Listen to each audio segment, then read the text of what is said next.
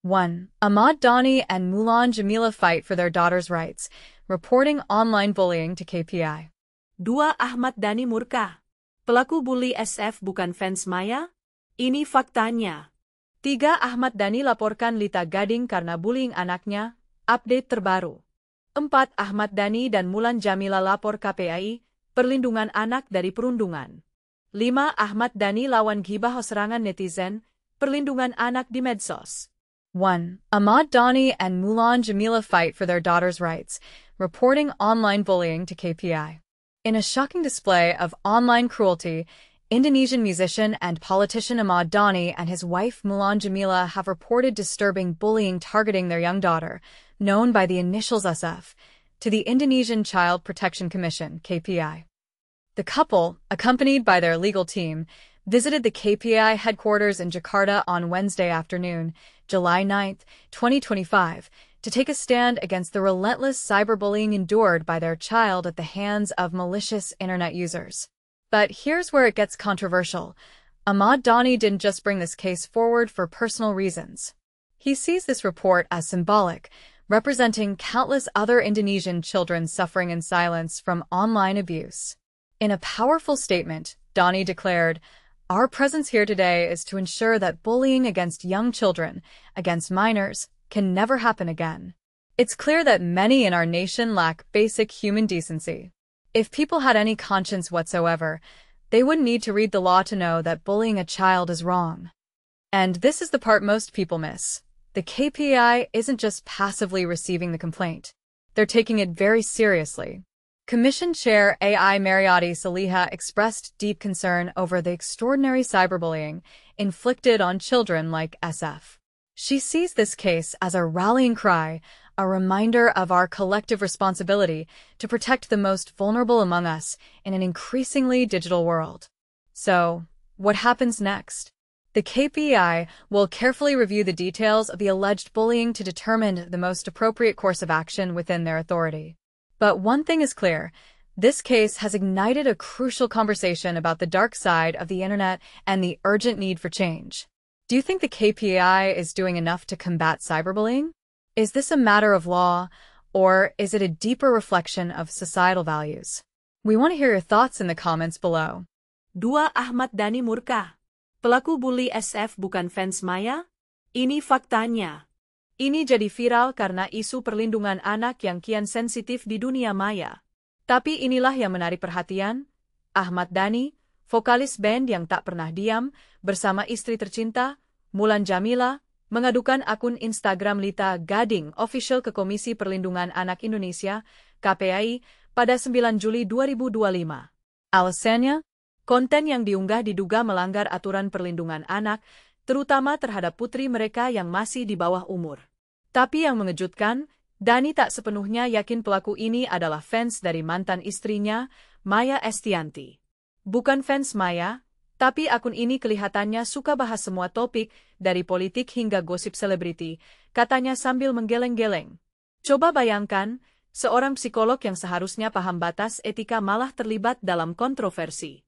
Kami sudah mencoba menghubungi Lita Gading, tapi hingga kini belum ada jawaban. Padahal, kasus ini bukan yang pertama. Tahun lalu, Al-Ghazali, putra sulung Dhani, juga pernah marah besar karena akun dari Banda Aceh dianggap menyerang adiknya. Tapi saat itu laporan ditolak karena yang mengajukan bukan orang tua kandung.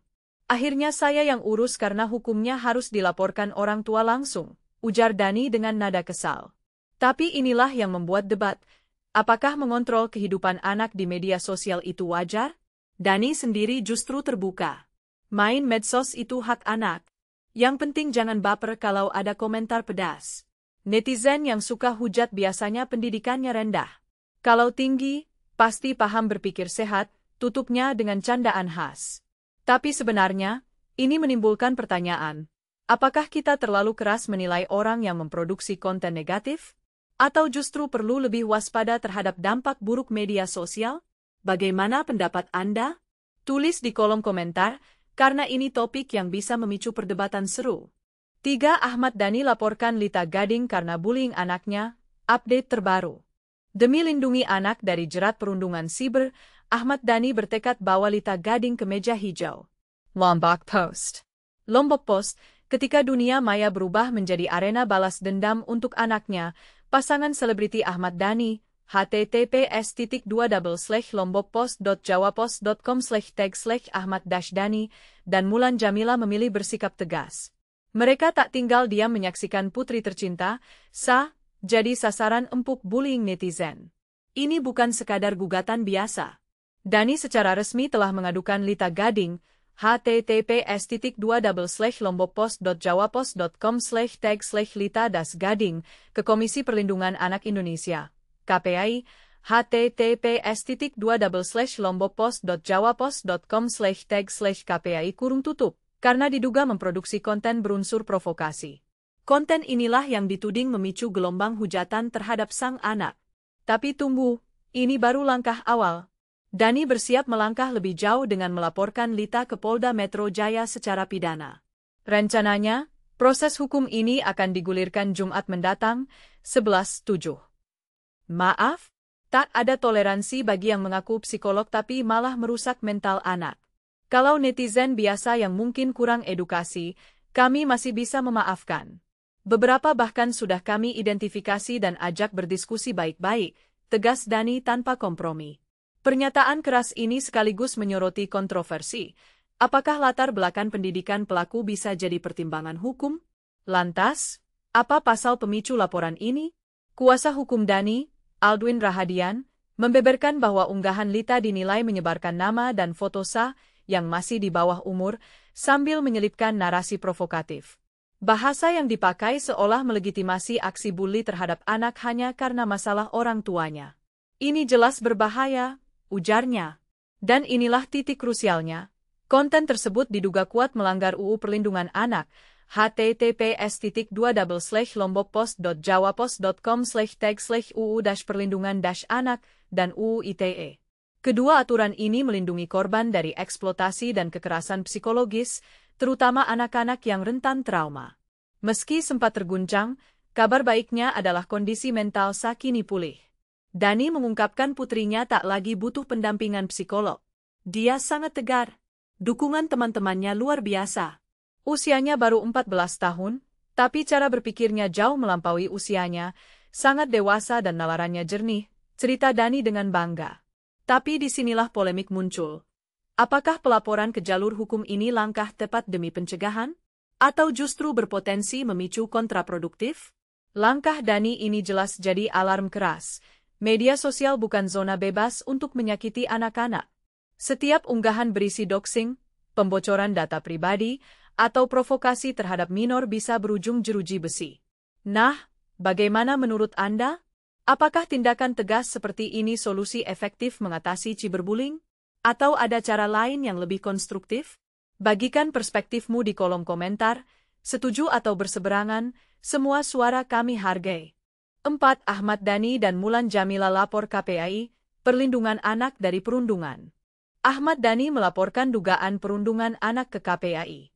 Jakarta, CNN Indonesia.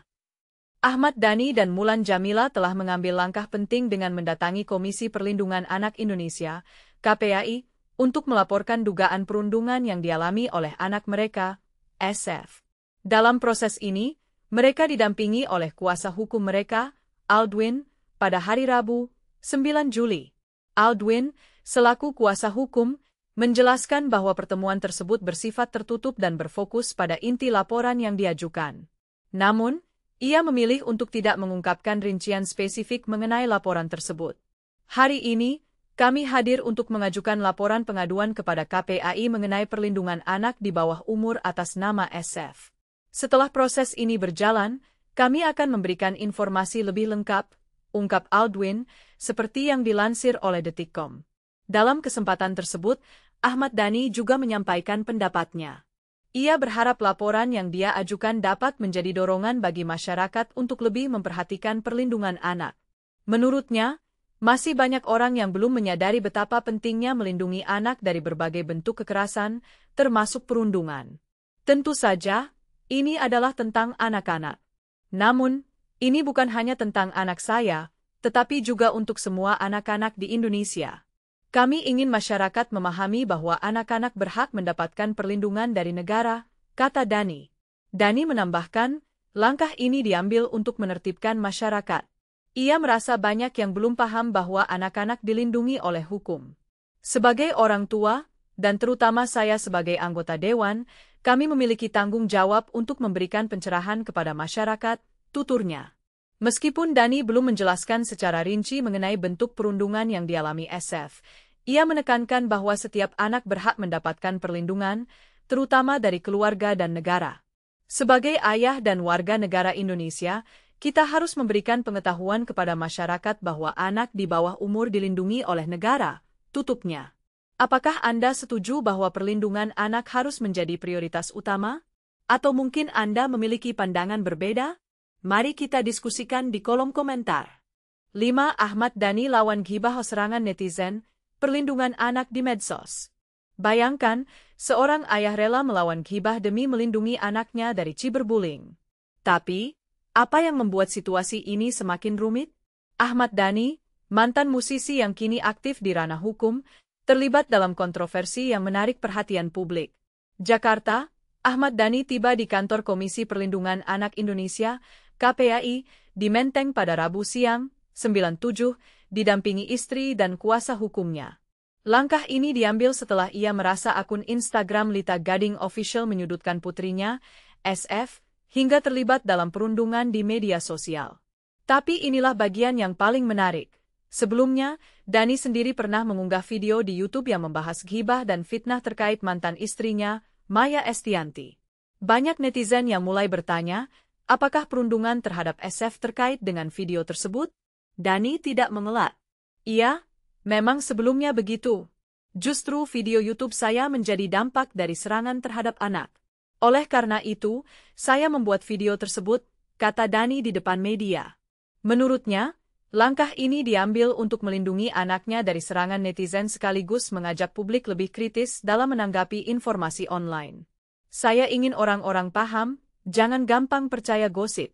Saya juga harus menjelaskan ke SF bahwa semua yang mereka omongkan adalah hoax dan fitnah. Makanya saya buat video klarifikasi itu, jelasnya. Mengenai video yang sempat dihapus dan kemudian muncul kembali, Dhani menegaskan hal itu bukan disengaja. Itu masalah teknis. Yang mengedit video ternyata dihapus. Silakan tanya langsung ke orangnya, ujarnya sambil tertawa dan menunjuk editor videonya. Dhani juga meminta agar putra-putranya yang lain, Al, El, dan Dul, tidak terlibat dalam konfliknya dengan Maya. Ia menilai tidak pantas anak-anak ikut terlibat dalam perselisihan orang tua mereka. Mengapa konflik antara ayah dan ibu harus menyeret anak-anaknya? Ini justru terkesan ingin memecah belah. Terutama bagi mereka yang suka gosip, tegasnya. Tapi apakah tindakan Dhani ini benar-benar melindungi anak atau justru memperkeruh situasi? Bagaimana menurut Anda? Apakah tindakan hukum terhadap akun media sosial bisa menjadi solusi efektif terhadap cyberbullying, atau justru memicu perdebatan yang lebih panas? Sampaikan pendapatmu di kolom komentar.